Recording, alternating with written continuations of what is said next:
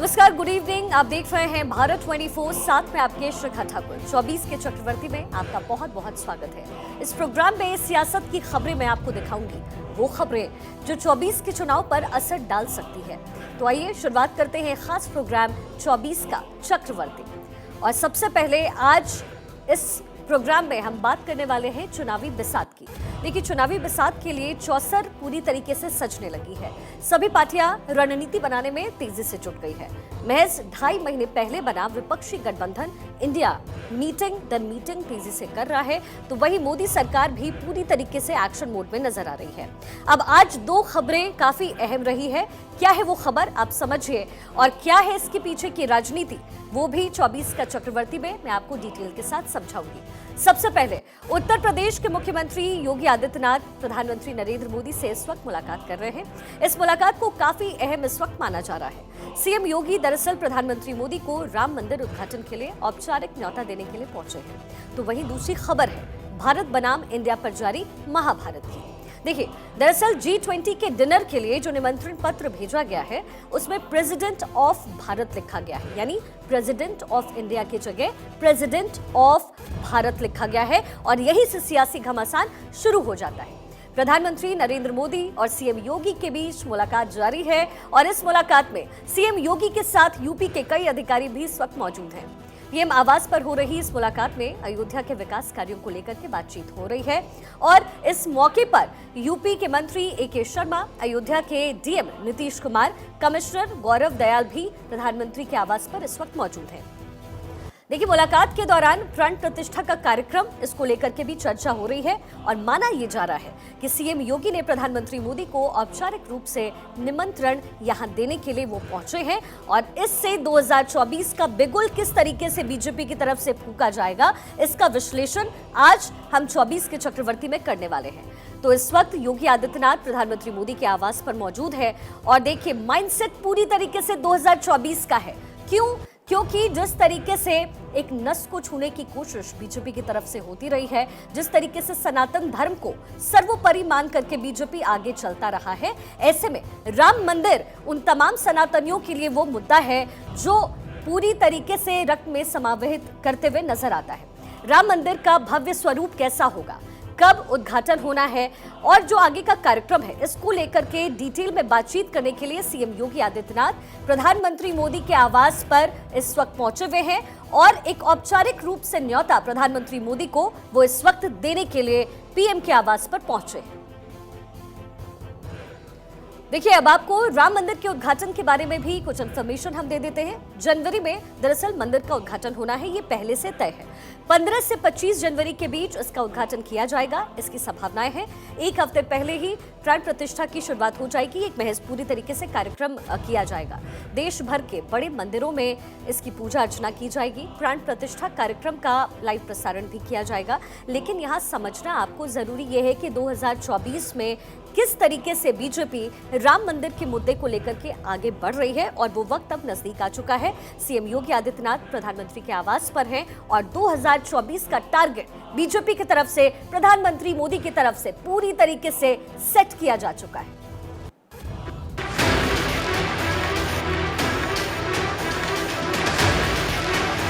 शब्द का उपयोग करना छोड़ दे और भारत शब्द का उपयोग करना प्रारंभ करें। हम बोलने में, लिखने में सर्वत्र भारत कहे।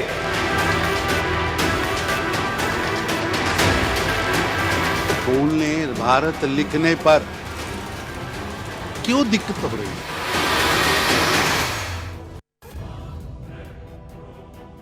और चलिए, 24 के चक्रवर्ती में अब बात करते हैं आज देश के नाम को लेकर के उठे विवाद के बारे में।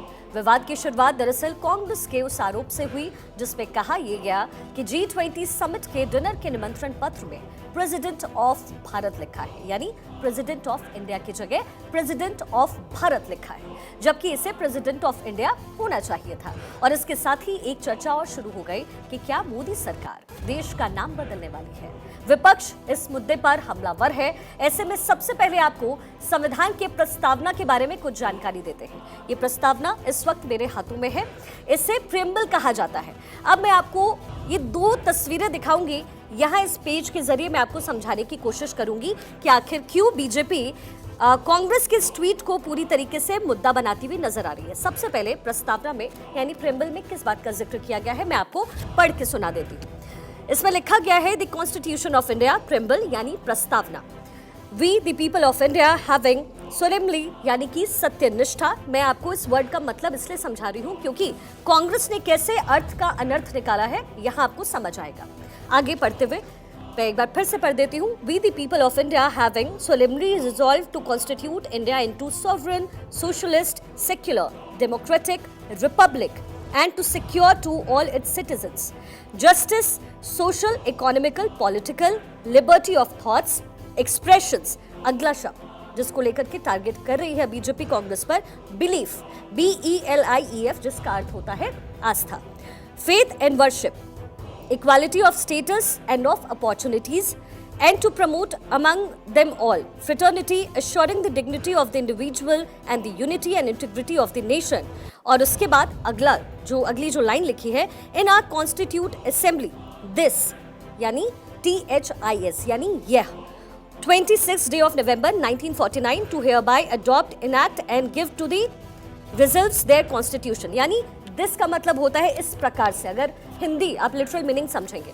अब देखिए, जेपी नड्डा ने, कांग्रेस ने दरअसल प्रेम्बल की ये तस्वीर ट्वीट की, अगर मैं आपको स्क्रीन पर दिखा भी पाऊं, लेकिन इसमें क्या लिखा है, स्पेलिंग की 3 जगह मिस्टेक की गई है। जो मैंने आपको पढ़ के सुनाया, सत्यनिष्ठा यानी सोलेमली, इसकी स्पेलिंग यहाँ लिखी है SOLEMNY, जबकि इसकी स्पेलिंग दरअसल होती है SOLEMNLY, जिसका अर्थ होता है सत्यनिष्ठा।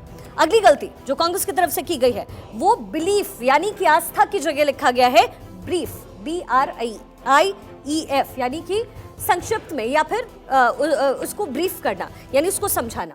और तीसरा जो शब्द है वो है दिस, यानी जो कॉन्स्टिट्यूशन में प्रेम्बल में लिखा है वो है दिस, लेकिन इन्होंने यहाँ लिखा है 10। बस इसी को बीजेपी ने मुद्दा बनाया और अब बीजेपी कांग्रेस को घेरती नजर आ रही है और कहा यह जा रहा है कि प्रेम्बल भी सही तरीके से कांग्रेस छाप नहीं सकती, प्रेम्बल की तस्वीरें भी सही तरीके से दिखा नहीं सकती, तो फिर कांग्रेस इस नाम को लेकर के आखिर मुद्दा क्यों बना रही है। अब ये तस्वीर हम आपको दिखा रहे हैं जो मैं आपको पढ़ के सुना रही थी।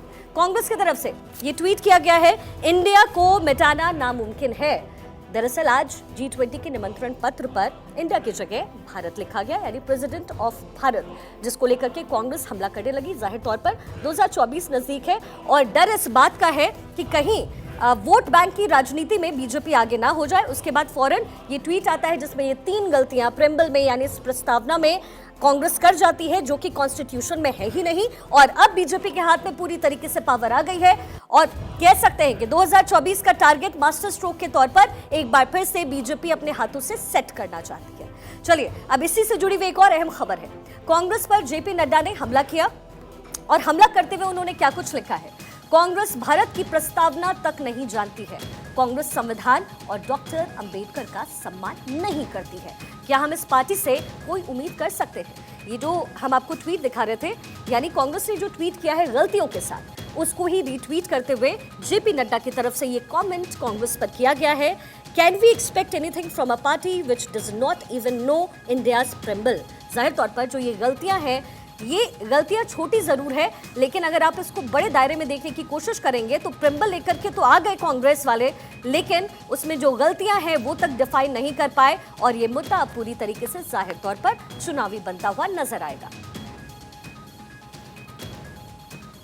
चलिए आगे बढ़ते हुए अब बात करते हैं उस नाम की जो गंगा जमुनी तहजीब की निशानी के तौर पर भारत की एकता और अखंडता का गौरव बखान करता है। ये नाम है हिंदुस्तान।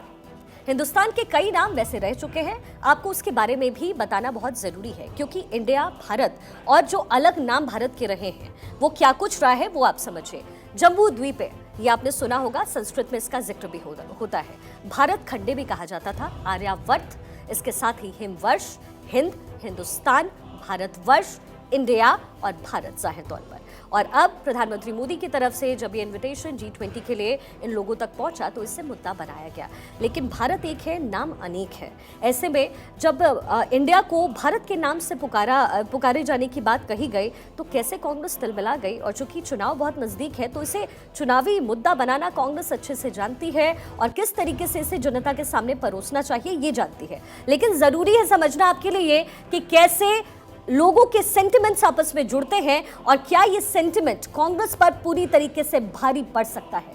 24 की चक्रवर्ती में अब हम बात कर रहे हैं सनातन पर, और सनातन पर जारी संग्राम का हम जिक्र करेंगे। देखिए, एक कहावत है कि सिर मुंडाते ही ओले पड़ते हैं, यानी ओले पड़ना, और इस समय इंडिया गठबंधन के साथ भी कुछ ऐसा ही होता हुआ नजर आ रहा है। सबसे पहले आज हमने इस पूरे मुद्दे पर और 24 के चक्रवर्ती में बात कर ली है राम मंदिर को लेकर के, इंडिया वर्सेस जो भारत है उसका हमने जिक्र कर लिया। लेकिन अब सनातन एक और ऐसा मुद्दा है जिसको लेकर के बीजेपी मास्टर स्ट्रोक खेल रही है। समझिए कैसे। दरअसल सनातन धर्म को लेकर के डीएमके नेता उदयनिधि स्टालिन ने विवादित स्टेटमेंट दिया। भारत 24 ने आपको दिखाया भी और लगातार हम इस पर चर्चा भी कर रहे हैं। इसके बाद ही गठबंधन के नेताओं को बोलते कुछ बन नहीं पा रहा। कांग्रेस से लेकर के दूसरी पार्टी तक सभी अगल बगल झांकने में लगी है, लेकिन जवाब उनके पास एक भी नहीं है। जबकि ममता बनर्जी और राम गोपाल यादव ने यह साफ साफ कहा है कि सनातन का सम्मान हम सबको करना चाहिए। अब आप समझिए कि इंडिया जो विपक्षी गठबंधन एकजुट होने की कोशिश 2024 को लेकर के कर रही है, वो उदयनिधि के सिर्फ एक स्टेटमेंट से क्या बिखर जाएगी, ये एक बड़ा सवाल बना हुआ है। क्योंकि सनातन पर चोट कहीं ना कहीं वोट पर चोट है, और कैसे इसका समावेश होगा और कैसे 2024 में बीजेपी के लिए एक मास्टर स्ट्रोक सनातन का मुद्दा साबित हो सकता है, आपको एक रिपोर्ट के जरिए दिखाते हैं। सनातन पर कांग्रेस में कंफ्यूजन, इंडिया में विभाजन, सनातन का अपमान, इंडिया गठबंधन का नुकसान, 24 के वोट की बिसात, आस्था पर आघात। लोकसभा चुनाव तो अभी 8 महीने दूर है, लेकिन 2024 के लिए चुनावी बिसात बिछनी शुरू हो गई है। हर पार्टी अपनी तरफ से स्ट्रैटेजी बना रही है। इसी बीच तमिलनाडु के मुख्यमंत्री स्टालिन के बेटे उदयनिधि स्टालिन ने सनातन पर जो स्टेटमेंट दिया, उसके बाद सियासत गर्मा गई है। बीजेपी हमलावर है तो इंडिया गठबंधन भ्रम में है। हर पार्टी के अपने अपने सुर हैं, यानी सनातन पर विपक्षी गठबंधन में विभाजन है। हम ऐसा क्यों कह रहे हैं, तो पहले समाजवादी पार्टी के सांसद राम गोपाल यादव को आप सुनिए। कि कोई भी बयान किसी व्यक्ति को किसी धर्म के खिलाफ, किसी के विचारों के खिलाफ देना नहीं चाहिए। हमारे पुरानी जो शिक्षा देने वाली पुस्तकें हैं, उनमें भी इस बात का जिक्र है कि जो दूसरे धर्मों का भी सम्मान करता है, दूसरे के विचारों का भी आदर करता है, सम्मानी वही होता है। रामगोपाल यादव की तरह ही पश्चिम बंगाल की मुख्यमंत्री ममता बनर्जी भी कह चुकी हैं कि हमें हर धर्म का सम्मान करना चाहिए। यानी टीएमसी और समाजवादी पार्टी का स्टैंड साफ है, तो कांग्रेस बड़ी उलझन में नजर आ रही है। कांग्रेस को ना सीधे सीधे सपोर्ट करते बन रहा है और ना ही पल्ला झाड़ते। यही वजह है कि कांग्रेस सर्वधर्म समभाव की बात कर रही है।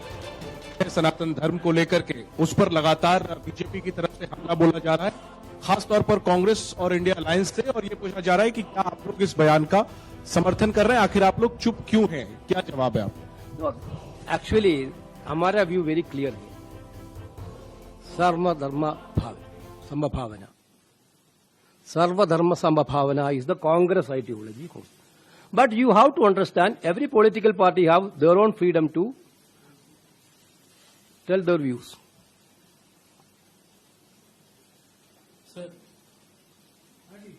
We are respecting everybody's beliefs. India गठबंधन को मोदी सरकार के खिलाफ बनाया गया ताकि एक साथ मिलकर चुनावी मैदान में कूदे, मगर ऐसा दिख नहीं रहा, क्योंकि उदयनिधि स्टालिन ने सनातन के खिलाफ बोला और उसका समर्थन कांग्रेस अध्यक्ष मल्लिकार्जुन खड़गे के बेटे और कर्नाटक सरकार के मंत्री प्रियांक खड़गे ने किया। Any religion that does not promote equality, any religion that does not ensure that you have the dignity of being a human being is not a religion, according to me. Any religion which does not give you equal rights, does not treat you like humans, is not a religion. So it's as good as a disease. ऐसे में अब सवाल उठ रहा है कि उदयनिधि और प्रियांक खड़गे का स्टेटमेंट विपक्षी गठबंधन के लिए सेल्फ गोल न साबित हो जाए, क्योंकि खबर है कि गठबंधन यानी इंडिया नेताओं की तीसरी मीटिंग होस्ट करने वाले उद्धव ठाकरे उदयनिधि स्टालिन के बयान से खफा बताए जा रहे हैं। मातोश्री में अपने गुट के शिवसेना नेताओं के साथ उद्धव ठाकरे ने चर्चा भी की। ऐसे में तो यही लग रहा है कि इंडिया गठबंधन में सनातन का विभाजन है। Bureau report, Bharat 24।